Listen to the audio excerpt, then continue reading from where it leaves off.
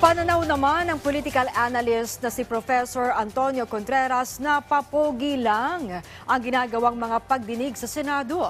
Sa segment nito na Punto de Vista sa Rise and Shine, Pilipinas, iginiit ni Contreras na hindi niya sinasabing huwag magsagawa ng mga pagdinig. Basta malinis ang intensyon at walang halong politika at personal na interes. Ang mahalagaan niya, maayos, dapat may kredibilidad ang mga testigo at may patutunguhan ang ginagawang investigasyon.